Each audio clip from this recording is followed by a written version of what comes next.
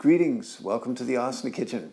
A teacher wrote me and asked me, said somebody's been practicing with them for a while and they're ready to do back bends, but they haven't done it, so where do they start? And this video, it's for, like the teacher can get a feeling for the student, like you kind of are guessing that they can at least partially push up into a back bend, like by themselves, like they have enough strength or flexibility, not necessarily fully extending the arms, but at least getting their head off the ground. Okay, so and if they couldn't do that, then they would use props or something, and so that would be a different video. All right, so here we go. There's like a crouch before the spring, right? So you plant your feet and stabilize your legs, and then lift your pelvis to come up. So, and clasp your fingers underneath you and lengthen the arms, fully extend and stamp down.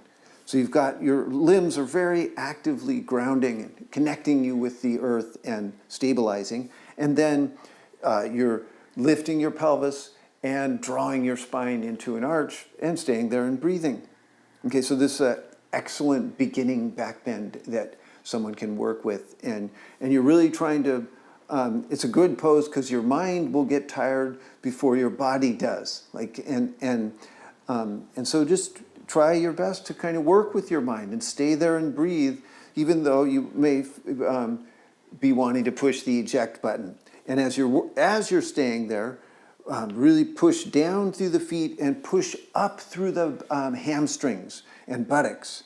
And so you're engaging the backside of the body on purpose, and keeping the legs strong. So they don't let them. You don't let them abduct or go apart. You keep them as close to parallel as possible, and you keep them strong so that they don't move. They're grounded and stable. All right, and then the spine is sucking up, kind of drawing into a bow shape within the torso, and you're broadening your chest and breathing freely. Okay, come down, and you can see that's a lot of, it gives a lot of nice work, and almost everyone can do it. All right, okay, so then to do the back bend itself, the setup for Urdhva Dhanurasana, the legs are exactly the same. The pelvis, torso, and head keep their neutral samastitihi line, and then take the arms overhead under the shoulders. Okay, and then you plant your hands on the ground strongly and suck your elbows in till they're about parallel. Okay, so you don't want the elbows going out. So they're kind of in and then brace. Okay, and then you can come up in a baby step. Don't do it yet though, Joy. So, but you'll come up to your head. But before you do that, you ready yourself for the action. So this is your crouch, and it's during an exhalation. You plant your feet and hands, brace your legs and arms, and then come up to your head. Okay, and you stop there and just feel the position. And you can do all the work of a back bend right here. The same things of connecting with the earth through your limbs, bracing your limbs, and drawing your spine into an arch. Okay, and then from there, you can give it a go, is try to come up into your pose. Okay, and Joy can fully extend her arms, but you may not be able to. So go to your head again. So you might come up to about somewhere in there, and that's your limit. But that's fine. You just stay there and work and try your best. Okay, and then come down. You can make a drill out of that. So you set up and back down, set up and back down. And so you're inhaling up, exhaling down, inhaling up.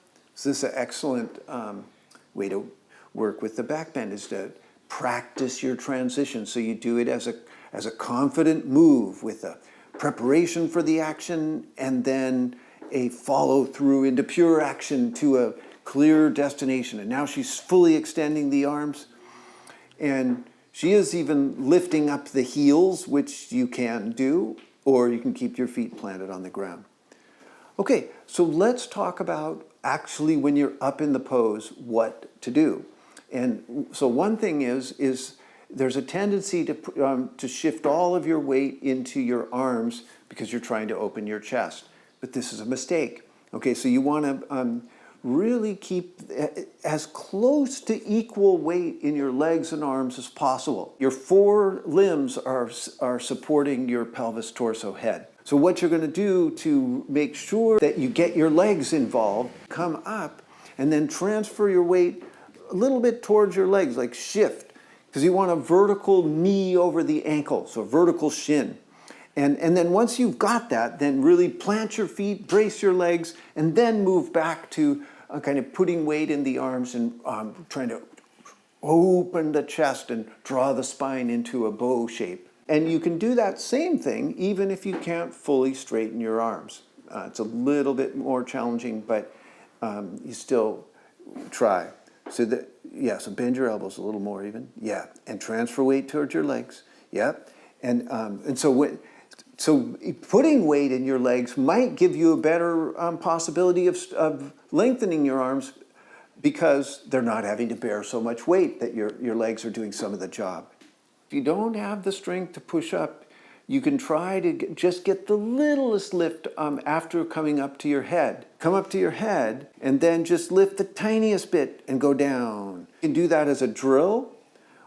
Or you can do it where you stay, even if your head's just that much off the ground, and work at it.